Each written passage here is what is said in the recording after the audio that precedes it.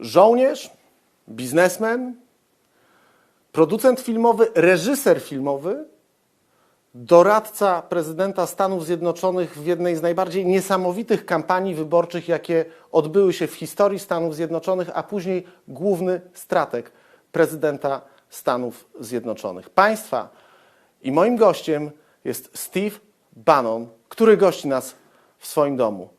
Thank you for your time. Steve Bannon, Thank you for coming to the Breitbart Embassy. We're honored to have you here today. We are in one of most important places for the modern history of United States. But before we start and before we go to all the strategic stuff around the world, when you quit White House, one of the quotes that is being forwarded around the world sounds like this: "I'm going to war for Trump against his opponents on Capitol Hill, in media, and corporate America." How is the war going on, and who is winning right now? Well, look, every day is a struggle. As you can see right now with President Trump on this economic war that he's now engaged with in China. You know, yesterday they had 600 American corporations came to him pleading for him to stop. You know, remember, Trump is an agent of change. The reason he's president of the United States, and we'll get into this a little later in the conversation, we won the upper Midwest, which has, you know, a number of Polish Americans in states like Pennsylvania, Ohio, Michigan, and Wisconsin. The reason he's president of the United States is that working class people, what we call the deplorables, rejected this concept of America in decline. And our elites are very comfortable with America being in decline because they understand they can make just as much money on the way down as the way up. Trump stands in exact opposition of that. And that's why working class people have had his back. But every day, your audience should understand, he takes on Wall Street, he takes on the large corporations, he takes on the Republican establishment, who really only support probably 50% of his agenda. So every day here's a struggle, and that's not even talking about the Democrats and the mainstream media. So Trump, you know, I made a film for the 18 midterm election called Trump at War. People should understand every day President Trump is at war in this city against the forces of the established order. Actually, 2 days ago, Joe Biden said that he wants America to be America again, not America being great again, as the slogan of Donald Trump. Well, you know, it's interesting you picked up on that. What he had done is that a couple of weeks ago, he mocked President Trump, saying, how can you go after China? You know, the Chinese Communist Party guys are good guys, right? And they're not a threat to the United States. They're not a strategic competitor. And he got blasted for that. He shifted the other day. I had written an op-ed for the Washington Post saying that the Chinese Communist Party, just like the Russians had been back in the Soviets had been back in the 60s, 70s, and early 80s before Reagan, that this was now an existential threat to the United States, and even greater than what the Soviet Union was, given China's economic strength. Biden took that phrase and said, it's Donald Trump is an existential threat to the American people. So you're now engaged in this 2020 campaign, and the stakes not only couldn't be higher, the viciousness of this campaign is going to be something unparalleled in American political history. Before we move to American political history, there is major news from the Polish perspective, that's for sure. Some of the analysts in Poland say that the deal made between President Trump and President Duda is a strategic shift in terms of geopolitics, in terms of history, in terms of modern history of Europe. What are the reasons for Donald Trump to sign this deal, to decide on deploying American troops on ground in Poland, and his general policy towards Poland? It's very simple. Poland is the key that picks the lock. I mean, Polish leadership in the 3 Cs initiative has really united what was, you know, the old Eastern Europe under the Soviet Union into a geostrategic kind of bloc or geostrategic entity that I think, along with Central Asia and the littoral nations around the South China Sea, are the 3 most important geostrategic areas in the world in the next 50 years. And whether the world is a free market capitalism and living under democratic freedoms, or whether they devolve into totalitarian states, I think will be played out in those 3 regions of the world. Poland is absolutely essential. It is the reason that the first, I really think, state visit that Trump had in the first year of his thing. We remember we went to Riyadh, to Jerusalem, to Rome very early in May, and then did some G20 stuff. But really the first visit was to Warsaw in August of 17, that was done for a reason. One was to emphasize how important Poland is, not just to the United States, but to the entire West. If you go back and look at that speech, which I still think, along with his Normandy speech and the speech in Riyadh, are the three most important speeches Donald Trump's ever made. He lays it down right there, that as President of the United States, his central focus is the defense of Western civilization. And to say that in Warsaw on the anniversary of the Warsaw Uprising, to me, just re-emphasized how important Poland is, right, to Europe, how important Poland is to the West, and how important Poland is as a strategic partner to the United States. And it couldn't have been played out better, I think, than this week, which really, quite frankly, was with all the pressure on President Trump and other areas, was the single most important thing that happened in Washington this week. And I will tell you, from the perspective of people in the Capitol, it shows you the prominence that Poland plays in the Trump administration and kind of Trump's geostrategic thinking. Why you think that Poland is this key player and the key region in the world right now? Well, first off, it's the 3 Cs movement, the uniting of that kind of that what's traditionally been the piece that kind of ties together Russia, that part of Eurasia, with Europe and the United States. Number one, it's the geography of it. Number one. Number two, and I think most important, is the Polish people. I mean, the Polish people. Let's go back in time. I just talked about this existential threat of China to the United States and to the industrial democracies. Let's go back in time to the 70s and 80s. It was Poland that was the tip of the spear. It was Poland that really led the new freedom movement. You know, Reagan could have never have accomplished everything that he wants to accomplish if it had not been for the Polish people. And so the Polish people understand what living under totalitarian dictatorship is. The Polish people understand, how important what freedom is. And I think that is why you have this kind of binding of really what Trump's America First, which doesn't mean America in retreat. It means really, starting to prioritize American strategic, where it's in the vital national security interests of the United States. And that's why. So I think it's Poland's, one, it's its location, but I also think it's the Polish people. And sometimes I realize, living in a country, you don't understand maybe the implications or effects you've had throughout the world.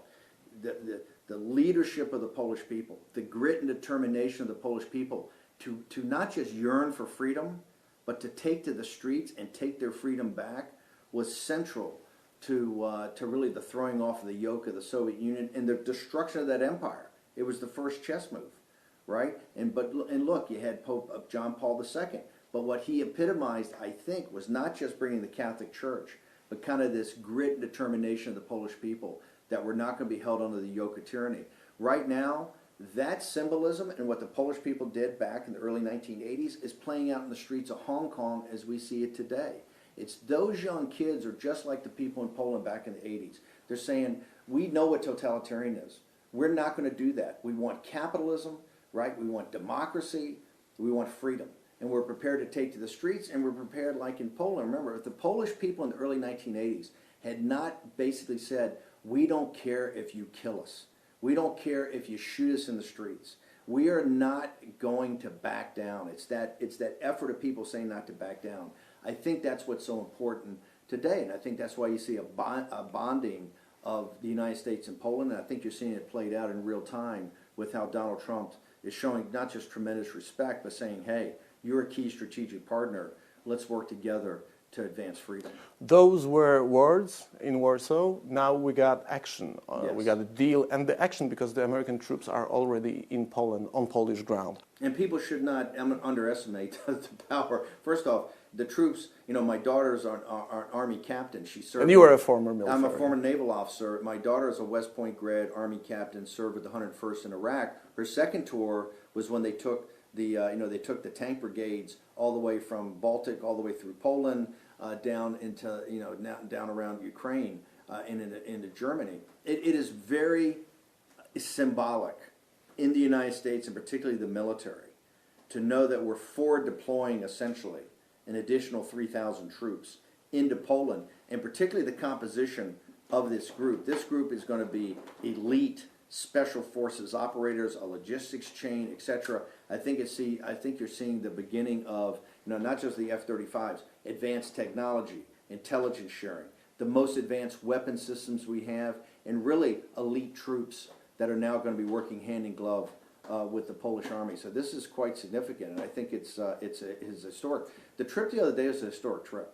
Don't underplay that. That was a historic trip of what was accomplished and the actions that took place less than a year after the Warsaw speech. So the direction of this relationship, to me, couldn't be stronger. Many people tend to look at those decisions in terms of not only geostrategic business right now, but also they look at it in a way as if the Cold War era just ended, because there was no American troops, no NATO troops except Polish troops for such a long time, for over 30 years after the communism collapsed. So this issue, when you talk about Ronald Reagan, do you find Donald Trump's presidency in these terms some kind of continuation of Ronald Reagan policy? I think there's essentially a shift. I think that what he understands in America First, that's where he went to Riyadh, the centers of where the future's being driven, right? And that's why the 3 C's initiative is so important. The center of gravity may be different. I think there's an understanding, and this is why when he went to Warsaw, if there had been any other president, that was probably one of the most provocative speeches ever to Russia. I mean, he didn't get credit here because the mainstream media is obsessed with Trump's relationships with Russia. But well, he is being framed as a Russian spook, and still he deploys American troops on the front line against Russia, and he's still arranging the decisions that are most anti-Russian decisions ever made in this crucial region of Europe. I don't need to tell the Polish people what a liberal, out-of-touch media can do, right? Because you have to live with that every day. And the people in Europe and many countries like in Hungary and in Italy and in Poland have to live with that. And your guys are working through that. But here, you're exactly right. I mean, the mainstream media, makes it look like, Trump's in some sort of relationship with Putin. And I say, if you look at the objective facts, I said, first off, that speech in Warsaw was a throwdown, right? And he called out Germany. He says, hey, we're here. The central mission we have is the defense of the West, okay? But we have to unite and work together. And he talked about how can you, in the meetings before leading up to that, he says, how can you say that, you're so concerned about Russia and you're cutting these natural resources deals that basically make you a captive of them. We're here to offer an alternative.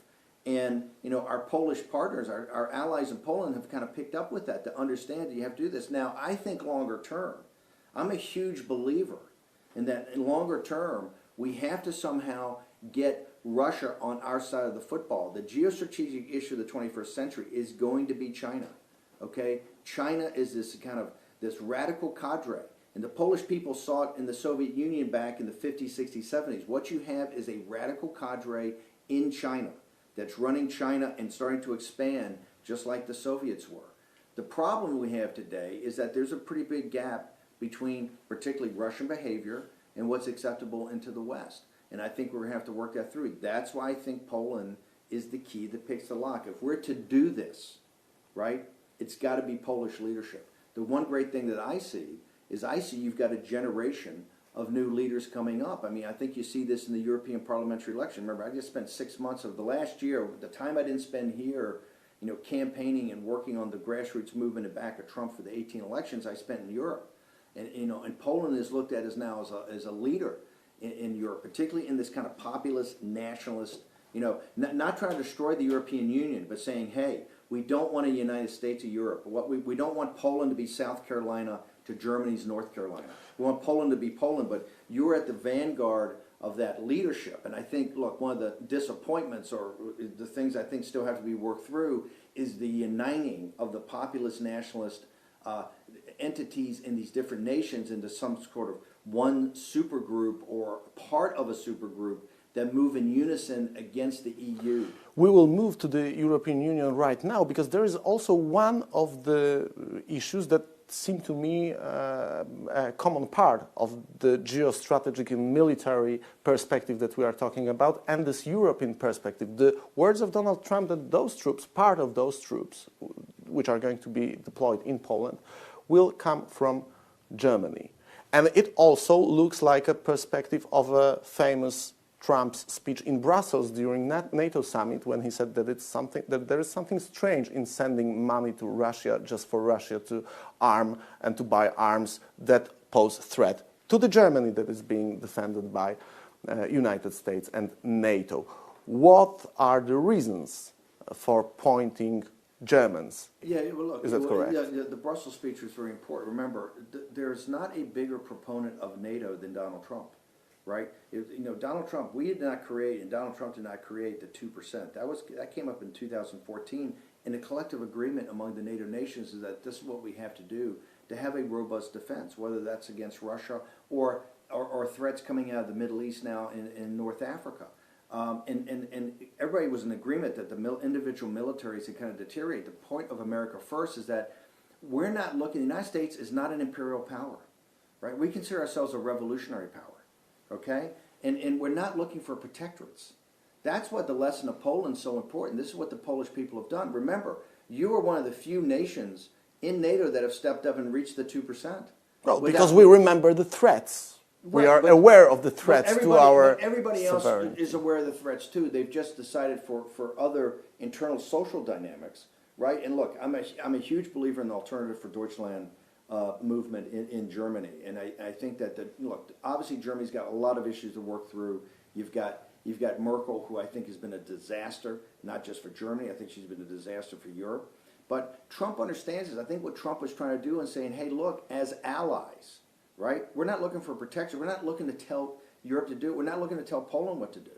We have certain things that bind us together, have bind us together historically, and particularly in modern history, where we have united, okay? We have put down the fascist uprisings in the 30s. We have confronted the totalitarianism in Europe in the post-war era, and we destroyed that. Now, once again, we're called to another call of defense of freedom against this expansion of China. And I think that's why Poland's so important. And here's what's, I think, most important.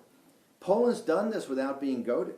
I mean, this is what I meant about leadership and about people. You are taking leadership, the leadership in NATO of doing that. And what the United States, I think the reason with the troops, they say, hey, the Poles get it.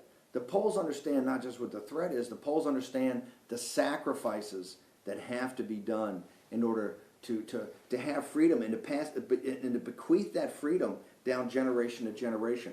It's very unique.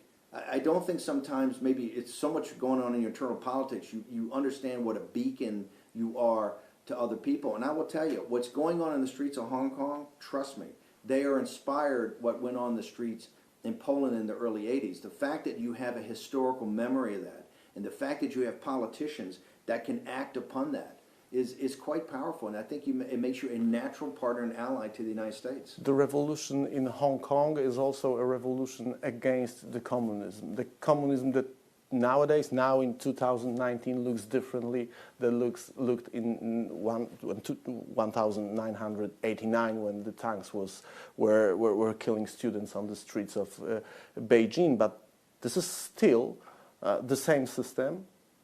And Russia is still the same system. You got the colonel of special forces being a president right now, and actually you do have a special forces, secret services that own country, which is quite opposite to the situation in normal countries, where countries possess. I would disagree with you there. I think with what's happening in Russia is certainly not perfect, okay? But you go back in time, it is not the Soviet Union. It is not what the Polish people stared down and really helped break in the 1980s.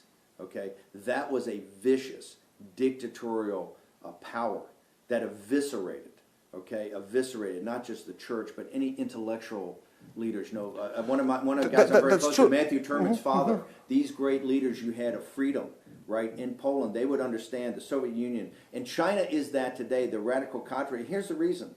That's kind of gangsterism. Isn't it the only difference is the economical power between China and Russia? China is much more powerful than Russia nowadays, but Russia is still one of the biggest nuclear arsenals in the world. They are running a war in Ukraine. They are present in Syria. They try to invade Georgia. They are very aggressive. They are killing people on the streets of Western cities. They are having Skripal case, Litvinenko case. It's smallest catastrophe. It's a system that has a lot of bad guys. It's a kleptocracy. They have a lot of issues to work through. But it's not the systematic It's not the systematic exploitation you had in the 1980s. To me, there's just no difference. Also, as bad as it is, okay, there is a way that we can work together. One of my overall goals, and I think this is one of the reasons I spend so much time in Europe, we have got to unite the Judeo-Christian West, okay? Russia is a part of that. Russia has a European part of that, and it's not going to be easy. And I understand that's why you guys have seen the worst of it. But it might be possible. This is why you can. This is why I keep saying Poland's the key that picks the lock, because it's your leadership that I think will be central, not just to Europe but to the United States as we try to do this over time. It might be possible because you guys, not just do you understand how bad it was, just not that you were at the receiving end of how bad it was. You had the courage to stand up to it, right, in the streets, and it wouldn't have been broken if it was not for your courage.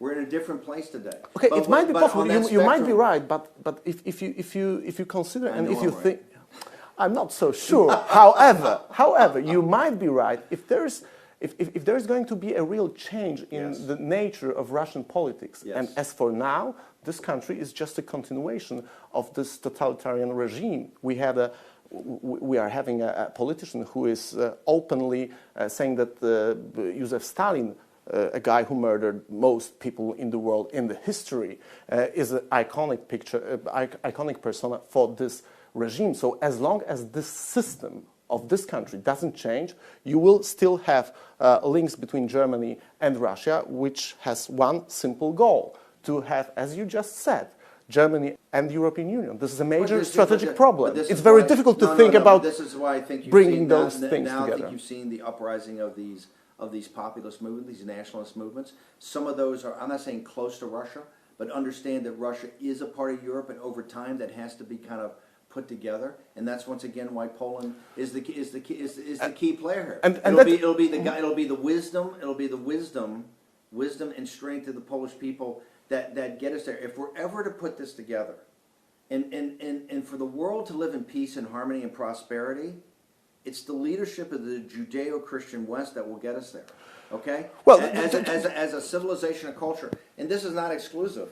The power of the Judeo-Christian West is it's inclusive. The kids in Hong Kong today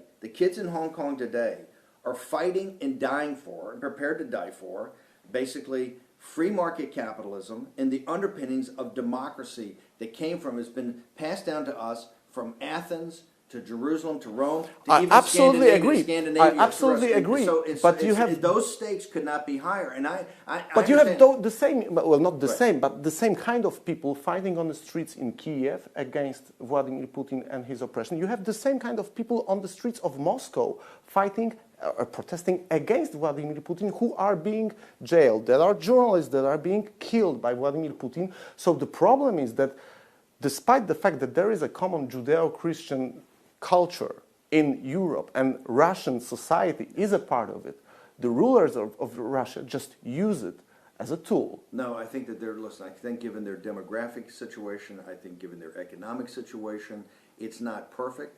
I think you're going to see over time progress made in that. I realize that they are heavily armed from the Cold War, right? We're not going to wave a magic wand and have that go away.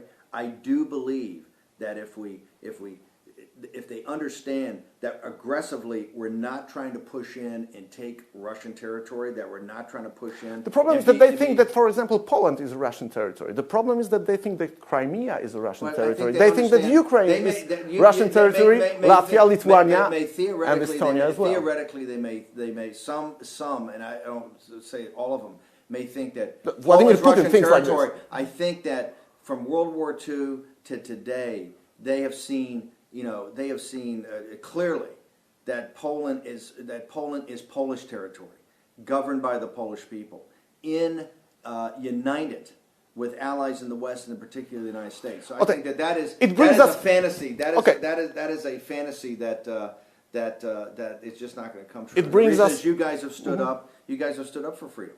It brings us to the very interesting issue. But the toxicity in this town, Washington D.C., of anything Russia, okay, to me thwarts us from some reasonable approach going forward, okay, to try to put things together while we have an existential threat. And you guys are in the middle of it. This is about Huawei. The inroads of the Chinese Communist Party. You got to remember, let's put it in perspective. With all the weapons they have, Russia's economy is the size of New York State. Okay, it's in a demographic death spiral. It makes nothing on technology, anything anybody wants. What it is a natural resource play. Okay, they have kleptocrats and a lot of bad guys making bad decisions. But when you look at the reality of what China is, and China has designated Poland in the Three Seas movement, this is why Huawei is in Poland trying to take over your telecommunication system. That's true, and that's a threat to Poland and its allies. But the problem is, I don't know if you're aware of the fact that China is running its naval operations on Baltic Sea against Poland together with Russia. Those are allies, and those are allies. I would not say they're allies. Well, they work together. They work together on Baltic Sea against Poland. If we don't take care of the toxicity of the environment here between the United States and Russia, if we do not have a partner in Poland that can help work through all these things, they will be allies. And if there is overall a strong ongoing alliance between Russia and China, the 21st century is not going to be pleasant. And this is the thing we are agreeing on. Okay, this is why issue. with all the issues, with all the problems with Russia, particularly the post-Soviet Union Russia, with all those problems, if we don't, through wisdom and leadership and discipline and strength, work together to try to somehow work through those, if China and Russia are united, and particularly this radical cadre, the Chinese Communist Party that run it, if they're united with Russian resources and Russia's geostrategic location, the 21st century is not going to turn out well. And the book, I think the title of this book is Silent Fleet, and it's an idea of a war between United States and China with Russia as a Chinese ally is a picture of this potential perspective. But this brings us, it's not pleasant. And it's not a pleasant perspective. But this brings us to the very interesting thing that is going on right now in Europe, and you are a part of it. Because the populist movements in Europe are part of a real dilemma that people in Europe do have. And this is the same kind of dilemma I assume that you had here in United States, what brought Donald Trump to his presidency. What is the core nature of the problem and of the shape of political populist movements in Europe that you seem to look at very closely? Because I think what Brussels tried to do is what Washington's done to the states in the United States. What the program that Macron laid out, the Merkel-Macron program, is the logical conclusion of what Jean Monnet and these guys envisioned back in the 50s, a United States of Europe, to really turn these individual nation states into administrative units. That Poland would essentially be South Carolina to Germany's North Carolina. Italy would be Georgia to France's Alabama. In other words, you'd be essentially administrative units. The central rejection that you've seen over the last couple of years is to these bureaucrats in Brussels.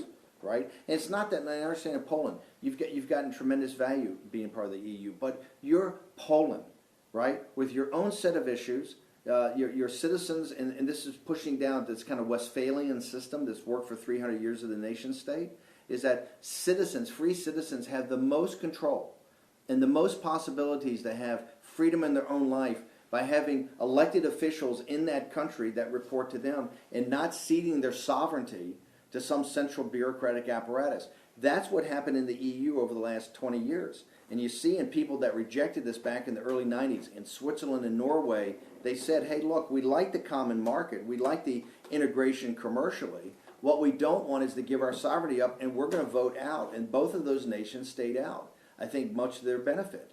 What you see today in this populist nationalist revolt has basically been against that. Now, here's what's interesting. A lot of those people not feel affinity, but they say, look, we should start to have some sort of dialogue with Russia. So you see with Salvini or Nigel Farage, this populist movement, have that. I don't think that's the worst thing in the world. You have to remember, as a young person, I spent 4 years of my life at sea, in the Pacific, in the Persian Gulf, in the North Arabian Sea, on a Navy destroyer hunting Soviet submarines.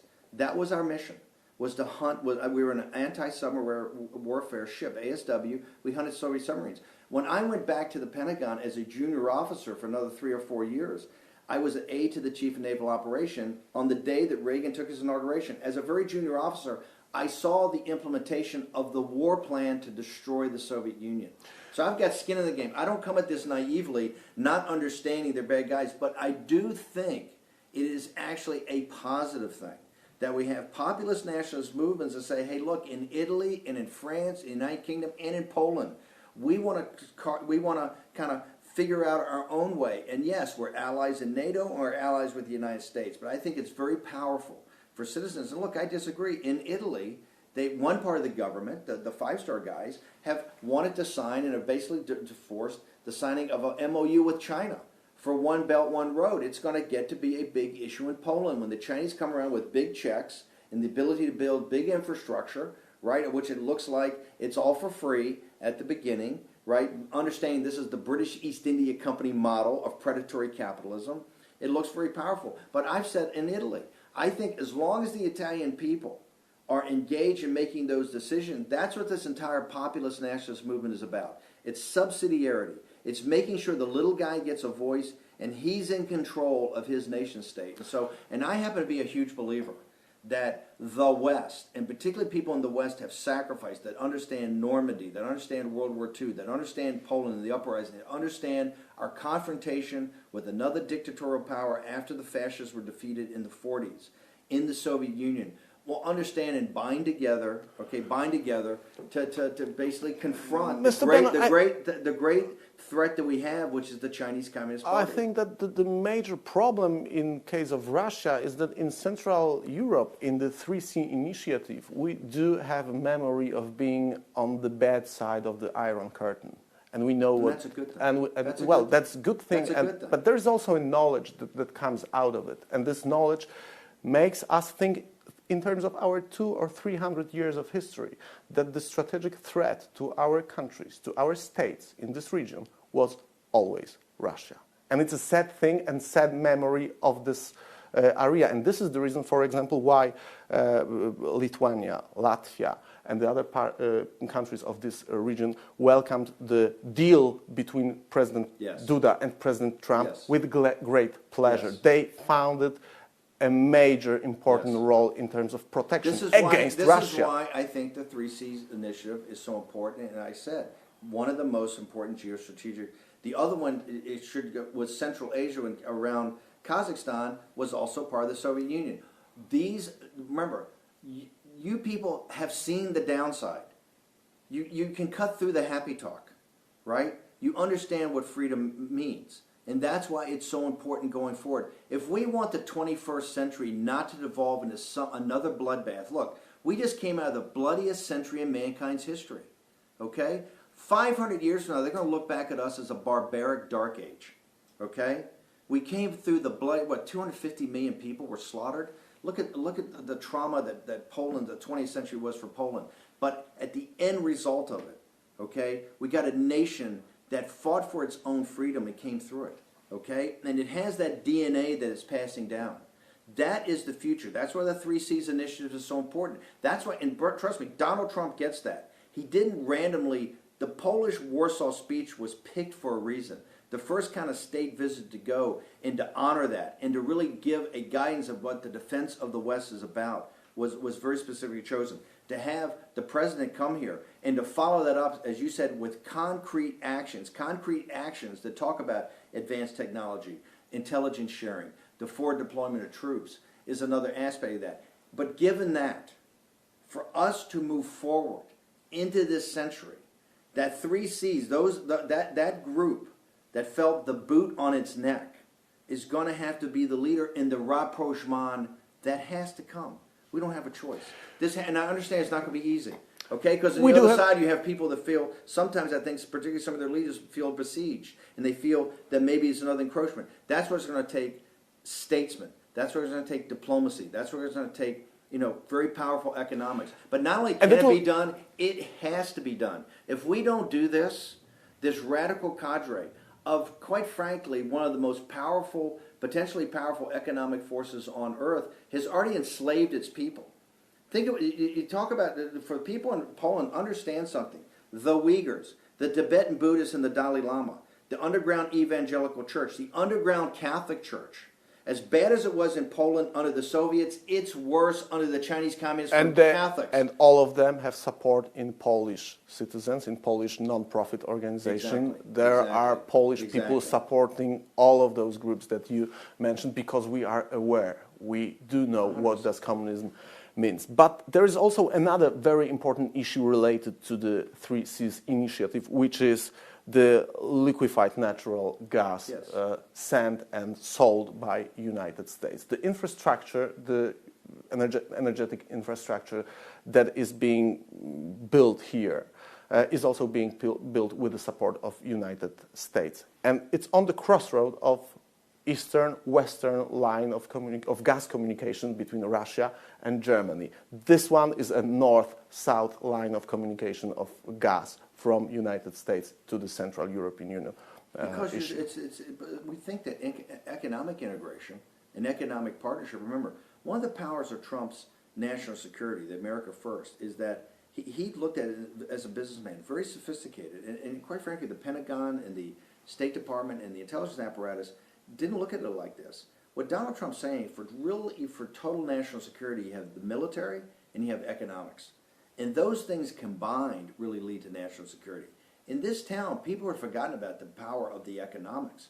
That is the whole thing about what we're doing with liquefied natural gas. It's to partner together, right, and understand there's economic benefits for both. This is why in the speech in Warsaw, and all the lead up to it, he was telling the Germans, you know, I don't want to hear all your talk about, you know, how bad Russia is, and you're cutting a deal with them to really do this, you know, really to supply yourself and make yourself really beholden to them. So I think that the whole liquefied natural gas situation is a tremendous benefit, and that's why I think it's one of the powers of the 3Cs initiatives. You're going to see even more, I think, American and Western involvement in the 3Cs country, and particularly Poland. I think people look at Poland as a terrific, particularly with this government, and a government that really has a strong nationalist point of view, that, hey, we're here for the Polish people. We're here for the benefit of the Polish people. You're going to see it become, I think, a much more robust investment opportunity. And it takes us back to the American politics in terms of the things that we are interested here in Poland. What was the meaning of the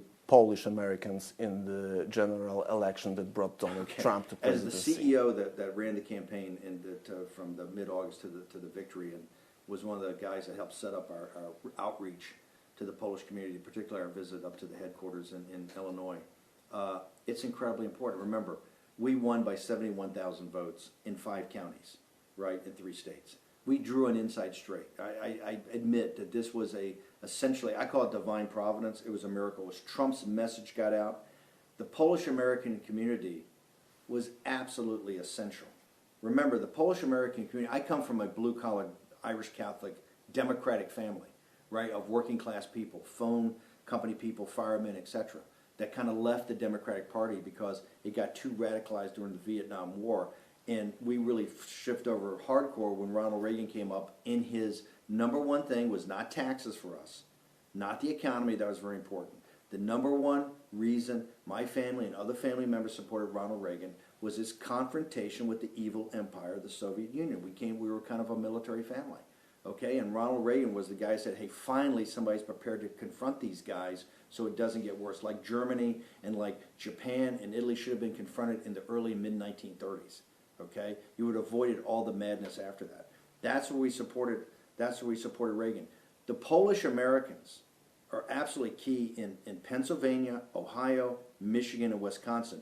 That upper Midwest, and your audience has to understand something. When we were focused on this and focused on groups like the Polish Americans and going into those states, we were mocked and ridiculed every day on national TV. They said, this shows you that this guy Bannon is a clown. And Donald Trump has no earthly idea what he's doing.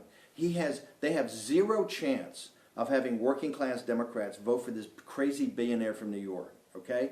But if you went to the rallies and you saw the connection he had, you saw he was talking about basic meat and potatoes issues, about the elites have left you behind, they've shipped the jobs to China, the drugs have come in, we're prepared to make America great again.